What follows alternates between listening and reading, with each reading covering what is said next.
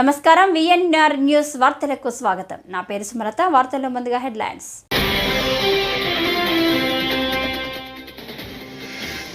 తెలంగాణలో నూతన విమానాశ్రయాల ఏర్పాటు పరిశీలనలో ఉందని, దానిపై తగిన నిర్ణయం తీసుకుంటామని కేంద్ర మంత్రి రామ్మోహన్ నాయుడు.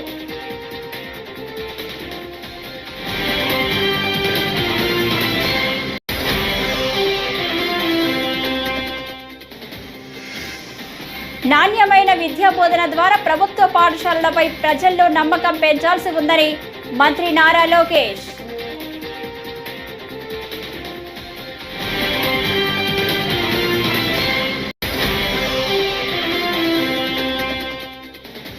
ప్రభుత్వ ప్రధాన కార్యదర్శి నీరబ్ కుమార్ ప్రసాద్ ను కలిసి ప్రధాన కేంద్రం న్యూఢిల్లీ వైస్ అడ్మిరల్ సర్దేశాయ్.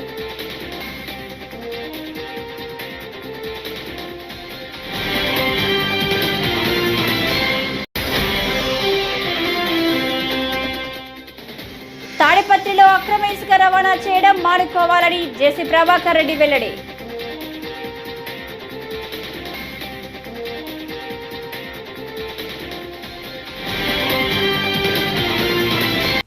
ఇక డీటెయిల్స్ చూస్తే, తెలంగాణలో నూతన విమానాశ్రయాల ఏర్పాటు పరిశీలనలో ఉందని, దానిపై తగిన నిర్ణయం తీసుకుంటామని కేంద్ర పౌర విమానయాన మంత్రి రామ్మోహన్ నాయుడు తెలిపారు. ఏవియేషన్ సెక్యూరిటీ కల్చరల్ వీక్ను శంషాబాద్ అంతర్జాతీయ విమానాశ్రయంలో నిర్వహించారు. ఈ కార్యక్రమంలో ముఖ్య అతిథిగా రామ్మోహన్ నాయుడు పాల్గొన్నారు. అనంతరం మీడియాతో మాట్లాడిన ఆయన, చంద్రబాబు దూరదృష్టి వల్లే నేడు జాతీయ స్థాయిలో శంషాబాద్ విమానాశ్రయం 4వ స్థానంలో ఉందన్నారు. అంతర్జాతీయ స్థాయి ప్రమాణాలతో విమానాశ్రయాల్లో భద్రత నిర్వహిస్తున్నట్లు వెల్లడించారు. విమానాశ్రయాల్లో తనిఖీలు, భద్రత పట్ల ప్రయాణికులు సైతం అవగాహన కలిగి ఉండి సిబ్బందికి సహకరించాలని కేంద్ర మంత్రి కోరారు. సెక్యూరిటీ తాలూకా పాత్ర ఎంత ముఖ్యమైనటువంటిదో గతంలో కూడా చూసాం. ఎటువంటి సంఘటనలు ఎటువంటి వచ్చినా సరే భారతదేశంలో మాకున్నటువంటి బీకాస్ సంస్థ ద్వారా సెక్యూరిటీ మెజర్స్లో ఎక్కడ ఎటువంటి లోపాలు లేకుండా బలమైనటువంటి చట్టాలతో, బలమైనటువంటి సెక్యూరిటీ మెజర్స్తో ఎప్పుడు కూడా సెక్యూరిటీని మన భారతదేశంలో ప్రపంచ స్థాయిలోనే ఒక ఉన్నతంగా మెయింటైన్ చేయడానికి మనం అందరం కూడా కృషి చేస్తూ ముందుకు వచ్చాం. అయితే పబ్లిక్లో కూడా అవేర్నెస్ క్రియేట్ చేయాలి. ఎయిర్పోర్ట్స్కి వచ్చినప్పుడు కానీ, ప్లేన్స్ బోర్డ్ అయ్యేటప్పుడు కానీ ఏ సెక్యూరిటీ మెజర్స్ ఉన్నాయి, ఏవేవి పాటించాలి. అలాగే మేము కూడా అడ్వైస్ చేస్తున్నాం. మా తరపున సెక్యూరిటీ సిబ్బంది కూడా ఎవరైతే ఉంటారో సిఐఎఫ్ కానీ, వాళ్ళు కూడా వచ్చే ప్యాసింజర్స్తో ఏ రకంగా బిహేవ్ చేయాలి, అందరూ కూడా కలిసి ఒక పాజిటివ్ ఎన్వైర్న్మెంట్ ఎయిర్పోర్ట్స్లో కానీ ఏవియేషన్లో కానీ ఏ రకంగా క్రియేట్ చేయాలనేది దాని మీద ప్రత్యేకంగా ఈ యొక్క కల్చర్ వీక్లో ఎన్నో దగ్గరలో చర్చించడం జరుగుతుంది. దేశ స్థాయిలో వివిధ ఎయిర్పోర్టుల్లో కార్యక్రమాలు కూడా దీని గురించి జరిపారు. చాలామంది ముఖ్యమంత్రులు కూడా ఆ కార్యక్రమాల్లో హాజరయ్యారు. రాష్ట్ర ప్రభుత్వాల తరపున మరి ఎమ్మెల్యేలు కానీ, ఎంపీలు కానీ అందరూ కూడా ఈ యొక్క కల్చర్ వీక్లో చాలా ఉత్సాహంగా పార్టిసిపేట్ చేసి దీన్ని విజయవంతం చేశారు. దానికోసం ప్రత్యేకంగా అందరికీ కూడా అభినందనలు తెలియజేస్తున్నాను. అలాగే మా సివిల్ ఏవియేషన్ సెక్యూరిటీ కల్చర్ వీక్కి మరి అమిత్ షా గారు కూడా ప్రత్యేకంగా అభినందనలు కూడా తెలియజేయడం జరిగింది. మరి ఈ రకంగా వాళ్ళందరికీ కూడా మరొకసారి నా తాలూకా ధన్యవాదాలు తెలియజేసుకుంటూ, మరి నరేంద్ర మోదీ గారు కూడా ఒక పెద్ద కార్యక్రమాన్ని దేశ స్థాయిలో విప్లవంగా ముందుకు నడిపించడం జరుగుతుంది. అది ఏక్ పేడ్ మాకే నామని, మన తల్లి పేరు మీద ఒక చెట్టుని నాటేటటువంటి కార్యక్రమం నరేంద్ర మోదీ గారు ప్రారంభించి సెప్టెంబర్లోగా 80 కోట్ల ట్రీస్ని ప్లాన్ చేయాలి, చెట్లు నాటాలని చెప్పి ఆయన కూడా ఒక సంకల్పంతో ముందుకు వచ్చారు. సో దేశ ప్రజలందరికీ కూడా మరి ప్రధానమంత్రి గారి తరపున, కేంద్ర ప్రభుత్వం తరపున నేను కోరుతున్నాను, చెట్టు నాటడం కంటే మరి మంచి కార్యక్రమం ఇంకేది కూడా ఉండదు. కాబట్టి ప్రతి ఒక్కరూ కూడా తల్లి మీద ఉన్నటువంటి ప్రేమని, ఒక మంచి సందర్భాన్ని మీరందరూ కూడా ఎంచుకొని ఒక మంచి చెట్టుని నాటి సమాజంలో మన తాలూకా భూమిని కూడా మంచి వాతావరణం క్రియేట్ చేయడానికి మీరందరూ కూడా సహకరించాలని కూడా ఈ సందర్భంగా తెలియజేసుకుంటున్నాను. అలాగే హైదరాబాద్ ఎయిర్పోర్ట్ ఈరోజు మనం చూసుకుంటే దేశంలో 4వ పెద్ద ఎయిర్పోర్ట్. దీనికి పునాది మరి నారా చంద్రబాబు నాయుడు గారు 2000లో నాటడం జరిగింది. ఆయన తాలూకా ఆలోచన ద్వారా మొట్టమొదటిగా మన దేశంలో గ్రీన్ఫీల్డ్ ఎయిర్పోర్ట్ కింద ఈ హైదరాబాద్ ఎయిర్పోర్ట్ రావడం. ఆ రోజు చాలామంది ఎందుకు ఇంత పెద్ద ఎయిర్పోర్టు, ఇన్ని ఎకరాలని అన్నప్పటికీ ఈరోజు 4th largest airport in the country అయి one of the top 10 airports in the whole వరల్డ్లో ఈరోజు అయ్యింది. ఇప్పుడు మనం చూసుకుంటే చాలా అద్భుతంగా ఈ యొక్క ఎయిర్పోర్ట్ను కూడా డెవలప్ చేసుకోవడం జరిగింది. కాబట్టి ఈ ఎయిర్పోర్ట్కి వచ్చి ఇక్కడ ఒక కార్యక్రమం జరుపుకోవడం అనేది నాకు కూడా చాలా గుర్తుండిపోయేటటువంటి కార్యక్రమంగా నేను భావిస్తున్నాను. హైదరాబాద్ ఎయిర్పోర్ట్ని డెవలప్ చేస్తాం. అలాగే తెలంగాణలో కూడా పలు సందర్భాల్లో ఇంకెక్కడెక్కడ ఎయిర్పోర్ట్లు వస్తాయన్న ఆలోచనతో చాలా డిస్కషన్స్ కూడా జరిగాయి. సో మా డిపార్ట్మెంట్లో కూడా ఇంకా తెలంగాణలో ఎక్కడెక్కడ ఎయిర్పోర్ట్స్ రావచ్చన్న దాని మీద కూలంకుషంగా మేము కూడా స్టడీ చేస్తున్నాం. అతి త్వరలోనే వివరాలు కూడా నేను చెప్తాను.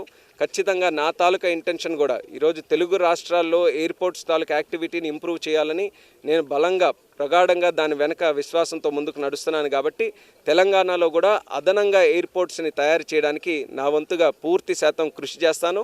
అందరూ కూడా దానికి సహకరించాలని కోరుతున్నాను. నాణ్యమైన విద్యా బోధన ద్వారా ప్రభుత్వ పాఠశాలలపై ప్రజల్లో నమ్మకం పెంచాల్సి ఉందని మంత్రి నారా లోకేష్ పేర్కొన్నారు.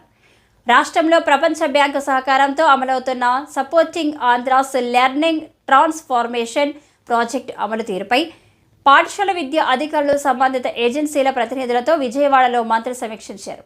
ప్రైవేటు స్కూళ్లకు ధీటుగా ప్రభుత్వ పాఠశాలలు తయారీ చేయాలని సూచించారు.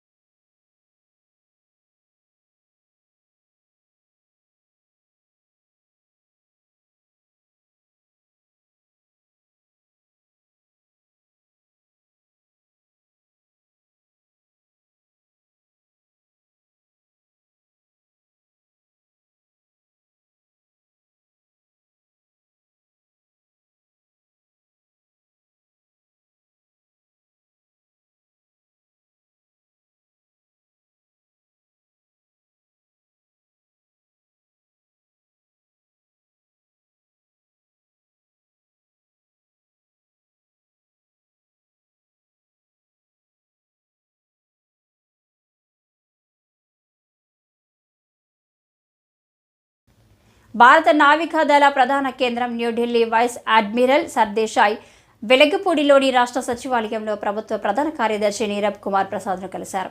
ఈ సందర్భంగా వారిద్దరూ రాష్ట్రంలో నావికాదళ కార్యకలాపాలకు సంబంధించిన పలు అంశాలపై చర్చించారు. కార్యక్రమంలో రియర్ అడ్మిరల్ గిరీష్ కార్గ్ తదితరులు పాల్గొన్నారు.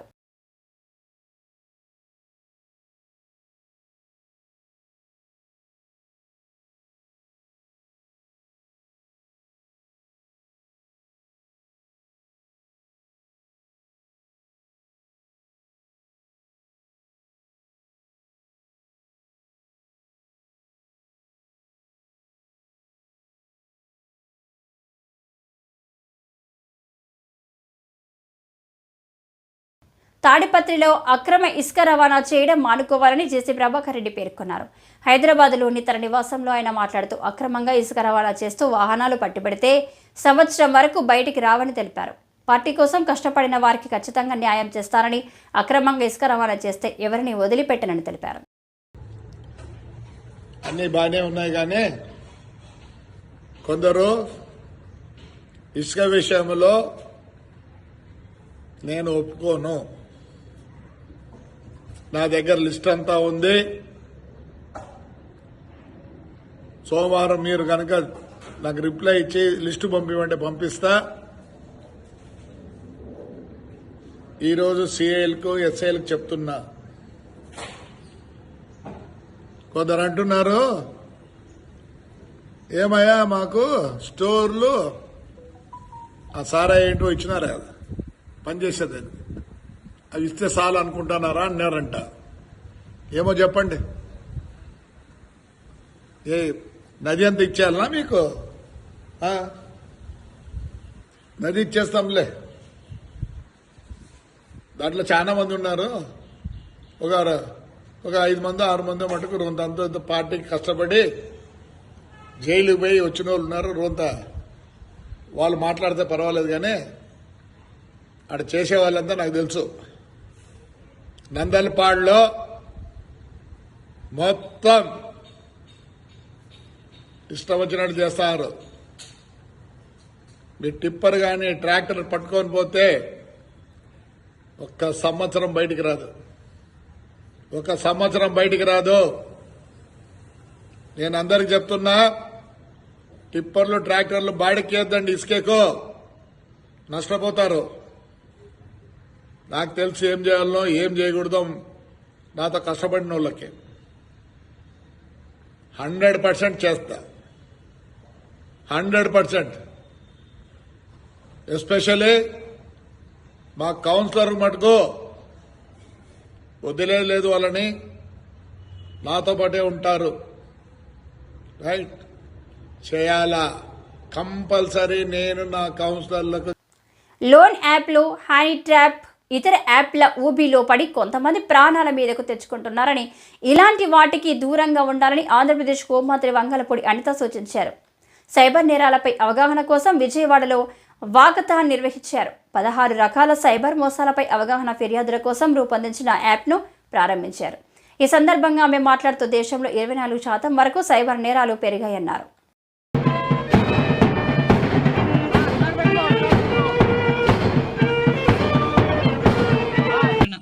ఎందుకంటే ఒక మంచి కార్యక్రమం శ్రీకారం చుట్టడానికి ఒక సంకల్పం కావాలి.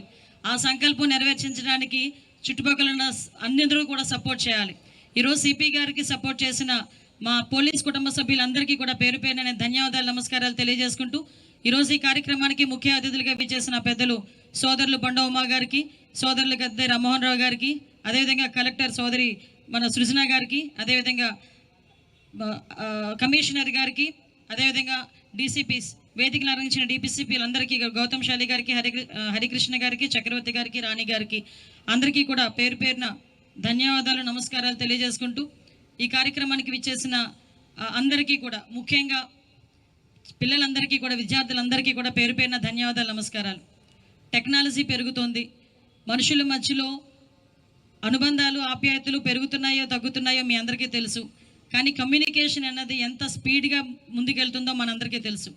అయితే టెక్నాలజీ పెరుగుతున్న టెక్నాలజీ దృష్ట్యా అది మనకు ఉపయోగపడాలి. కానీ రోజు రోజుకి పెరుగుతున్న టెక్నాలజీ అది కొత్త పుంతలు తొక్కి ఓవరాల్గా చెప్పాలంటే మన మనుగడకే ప్రశ్నార్థకంగా మారే పరిస్థితి ఈరోజు రాకూడదు అని ఒకే ఒక ఉద్దేశంతో ఈరోజు ఈ కార్యక్రమాన్ని ఏర్పాటు చేయడం జరిగింది. ఒకసారి హోమ్ మినిస్టర్గా బాధ్యతలు తీసుకున్న తర్వాత ఈ సైబర్ క్రైమ్ గురించి చూస్తూ ఉంటే సుమారుగా ఈ 4 నెలల్లో దగ్గర 1730 కోట్ల రూపాయలు ఓన్లీ సైబర్ క్రైమ్లోనే చేతులు మారిని పోయినాయి అనే సంగతి తెలిస్తే నిజంగా ఆశ్చర్యం అనిపించింది. 4 months గ్యాప్లోనే మొత్తం ఇండియా లెవెల్లో. అంటే ఒక అవేర్నెస్ ప్రోగ్రామ్స్ ఉన్నాయి, సైబర్ క్రైమ్ కోఆర్డినేషన్ సెంటర్స్ ఉన్నాయి, 1930 కాల్ సెంటర్ నెంబర్ ఉంది. ఇవన్నీ ఉండి కూడా పోనీ ఎవరో చిన్నపిల్లలు లేకపోతే చదువులేని వాళ్ళు ఈ సైబర్ క్రైమ్లో ఇన్వాల్వ్ అవుతున్నారు, లేకపోతే వాళ్ళు బారిన పడుతున్నారు అన్నది కాకుండా పెద్ద పెద్ద డాక్టర్స్, ఐపీఎస్ ఆఫీసర్స్, ఐఏఎస్ ఆఫీసర్సే ఈ సైబర్ క్రైమ్ బారిన పడ్డం అన్నది చూస్తూ ఉంటే ఇది ఎంత మేరకు పెరిగిపోయిందో మనందరం కూడా అర్థం చేసుకోవచ్చు. వైసీపీ ఎమ్మెల్సీ దువ్వాడ శ్రీనివాస్ ఇంటి వద్ద అర్ధరాత్రి వరకు ఆయన కుమార్తెలు తండ్రి కోసం నిరీక్షించారు. ఈ ఘటనపై ఆయన భార్య దువ్వాడ వాణి స్పందించారు. ఈ మేరకు టెక్కలిలో ఆమె మీడియాతో మాట్లాడుతూ విలువలతో రాజకీయాలు చేస్తున్నామన్నారు. తన భర్త శ్రీనివాస్ వల్ల తన కుటుంబానికి అన్యాయం జరుగుతుందని, పిల్లల భవిష్యత్తు నాశనం అవుతుందన్నారు. న్యాయ పోరాటం చేస్తామని ఆమె తెలిపారు.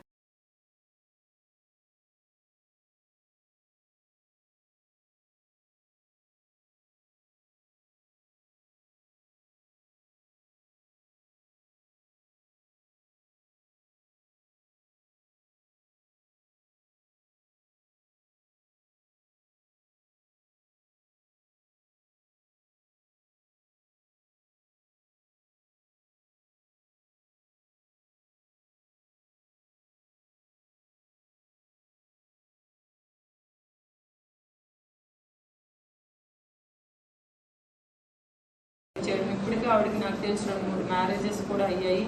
అలానే ఆవిడ ఇల్లీగల్ అఫైర్సే కాకుండా ఆవిడ వృత్తే అది చాలా దారుణంగా దాని మీద పబ్బం గడుపుకొని డబ్బులు గడించుకునే తత్వం ఆవిడ. కాబట్టి మేము పిల్లలు మేము కూడా ఇమీడియట్గా అలాంటి పనులు ఇక్కడ చేస్తే మా లైఫ్లు డ్యామేజ్ అవుతాయని ఒక ఆలోచనతోనే పిల్లలు నేను వెళ్ళి అక్కడ వాళ్ళ ఫాదర్తో మాట్లాడదామని చెప్పడం జరిగింది. అయినా ఆయన బయటకు రాకుండా లోపల ఉండిపోయి పిల్లలకు రోడ్డు మీద పెట్టడం జరిగిందండి.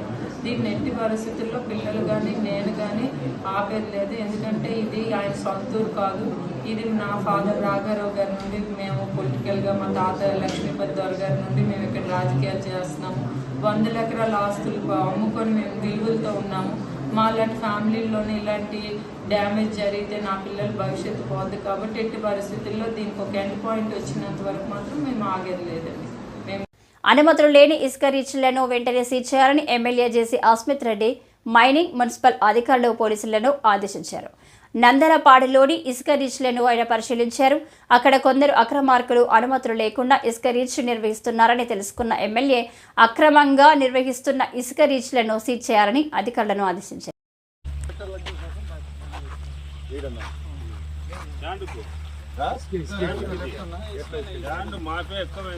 ఏంది ఇదంతా డంపింగ్? నాకు అర్థం కాల. ఎందుకండి డంపింగ్? లేదు, ఫోన్ చేసి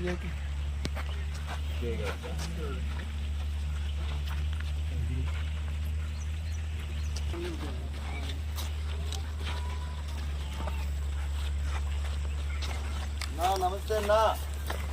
ఏమన్నా నేను ఇక్కడ డ్రైనేజ్ చూడడానికి వచ్చినాను ఇక్కడ నందలపాడు దగ్గర. మీరు పంప్ హౌస్ బ్యాక్ సైడ్ చూడాల్సిందేదే. ఇసుక డంపులు ఎట్లున్నాయంటే నాకు అసలు చెప్పలేను. మీరు నేను పోయినా మీరు చెక్ చేసుకోండి. నైట్ టైం చూస్తున్నారంటే అది చూడాల్సిందే. వాళ్ళకి రెడీగా పెట్టుకున్నారు ఎత్తేదానికి. డంపింగ్ చేసి పెట్టుకున్నారు చూడండి అన్న మీరు. నైట్ టైం చెక్ చేయండి. ఏం నామూసి లేదు. నాకు ఫోన్ కూడా అవుతుందా. బండి లోపల పెట్టాల్సిందేదే.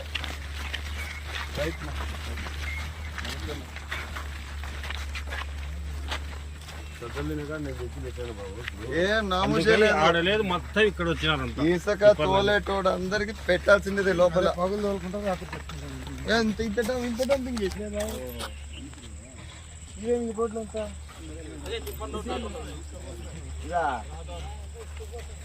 ఏమబ్బా ఏం చేస్తున్నారు మీరంతా? నాకు అర్థం అట్లా జగ్గారెడ్డి నిన్ను చూసుకొని నేను మీసాలు దిగుతా అంటే నువ్వేందబ్బా నాకు చేయకోకుండా రాలేస్తారా?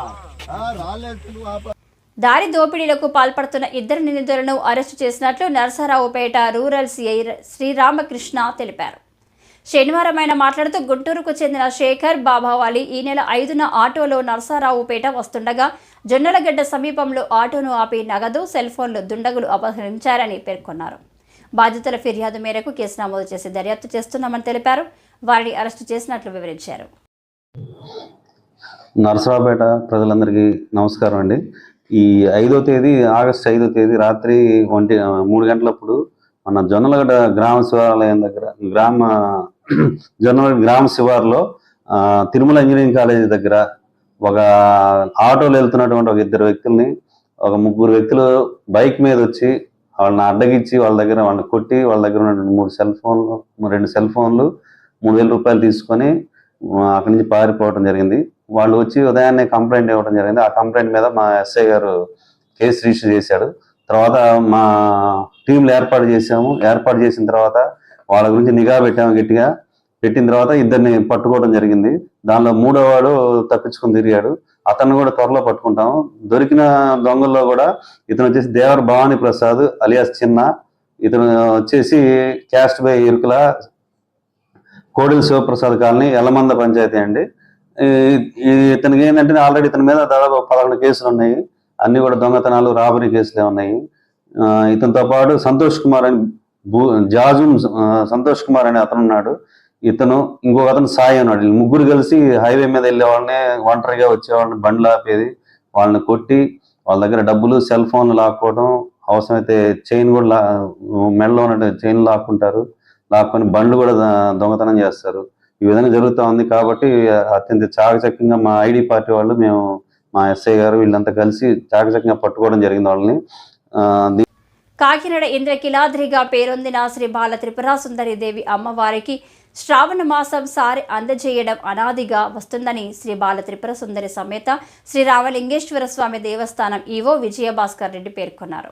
శనివారం కాకినాడ రామారావుపేట శివాలయం నుంచి శ్రావణ మాసం నాగపంచమి పర్వదినం సందర్భంగా కాత్యాయని కోలాటం, డోలు సన్నాయి మేళాల మధ్య శ్రీ బాల త్రిపుర సుందరి అమ్మవారికి సారి అందజేశారు. ఓం శ్రీ బాల త్రిపుర సుందరి దేవి నమః. శ్రీమాత్రే నమః. కాకినాడ జిల్లాలోనే కాకుండా కాకినాడ నగరంలో అత్యంత ప్రసిద్ధి చెందినటువంటి దేవాలయం శ్రీ బాల త్రిపుర సుందరి సమేత శ్రీ రామలింగేశ్వర స్వామివారి దేవస్థానంలో అత్యంత పవిత్రమైన మాసంగా పేరొందిన శ్రావణ మాసంలో మొదటి శుక్రవారం ఈ అమ్మవారికి రామారావుపేట శివాలయం నుంచి బాల త్రిపుర సుందరి ఆలయానికి ఈ బాల త్రిపుర సుందరి సేవా సమితి ఇక్కడ సుమారు 150 రకాల అమ్మవారికి ఇది ఈ యొక్క కార్యక్రమం ప్రతి సంవత్సరం కూడా శ్రావణ మాసంలో మొదటి శుక్రవారం శ్రీ సేవా సమితి వారు చేపట్టడం ఆనందదాయకంగా తెలియజేస్తూ ఈ యొక్క శ్రావణ మాసంలో ప్రతిరోజు కూడా ఇక్కడ భక్తులకు ఎటువంటి అసౌకర్యం కలగకూడదనే సదుద్దేశంతో మేము అన్ని రకాల ఏర్పాట్లు చేయడం జరిగిందని ఈ యొక్క కార్యక్రమంలో పాల్గొన్న అదేవిధంగా పాలు పంచుకున్న మా ఆలయ అర్చకులు చెరుకూరు సుబ్రహ్మణ్యం గారు, అదేవిధంగా విజయ్ కుమార్ గారికి, బాలా త్రిపుర సుందరి సేవా సమితి అధ్యక్షురాలైనటువంటి శ్రీమతి సరోజ గారికి కూడా మా ఆలయం తరఫున ఇటువంటి కార్యక్రమాలు ఎక్కడున్నా సరే మా ఆలయం తరఫున ఎప్పుడు కూడా భద్రత ఉంటుందని మీడియా ముఖంగా తెలియజేసుకుంటూ ఎవరైతే ఈ కార్యక్రమంలో పాల్పంచుకున్నారో వాళ్ళందరికీ కూడా అమ్మవారి కృపకటాక్షాలతో పాటు ఈ యొక్క అమ్మవారి ఆశీస్సులు వారి కుటుంబం పైన కూడా ఎల్లప్పుడూ ఉండాలని మా ఆలయం తరఫున మనస్ఫూర్తిగా కోరుకుంటూ సెలవు. దళిత క్రైస్తవులను ఎస్సీల్లోకి చేర్చి మత స్వేచ్ఛ కల్పించాలని ఇండియన్ క్రిస్టియన్ ఫెడరేషన్ జాతీయ అధ్యక్షుడు జార్జ్ శ్రీమంతుల కేంద్ర రాష్ట్ర ప్రభుత్వాలను డిమాండ్ చేశారు. శనివారం రాజమండ్రిలో ఆయన మీడియాతో మాట్లాడుతూ క్రైస్తవులను ఎస్సీల్లో చేర్చే విషయమై సుప్రీంకోర్టు ప్రశ్నించడం, కేంద్రం కమిషన్లు వేయడం తప్ప దళిత క్రైస్తవులకు న్యాయం జరగడం లేదని ఆవేదన వ్యక్తం చేశారు. దళిత క్రైస్తవుల విషయమై మౌనము దాల్చినటువంటి కేంద్ర రాష్ట్ర పాలకులకు మా విన్నపాన్ని తెలియపరచాలని, చెంచుల కులములు మత స్వేచ్ఛను అణిచివేసినటువంటి రాష్ట్రపతి ఉత్తర్వులు 1950 SC 3వ పేర రాజ్యాంగంలో లేని దానిని రాజ్యాంగంలో చేర్చి రాష్ట్రపతి ఉత్తర్వులు బాబు రాజేంద్ర ప్రసాద్ గారు, రాష్ట్రపతి గారు, ప్రధాని జవహర్లాల్ నెహ్రూ గారి యొక్క వారి సారథ్యంలో 1950 ఆగస్టు 10వ తేదీన దళితులకు మత స్వేచ్ఛను ఈ అమెండ్మెంట్ వలన కోల్పోయినటువంటి ఉదయగిరి నియోజకవర్గంలోని 8 మండలాల కన్వీనర్లు అందరం కలిసి తెలుగుదేశం పార్టీని ముందుకు తీసుకువెళ్తామని వింజమూరు మండలం టీడీపీ కన్వీనర్ గొంగటి రఘునాథరెడ్డి అన్నారు.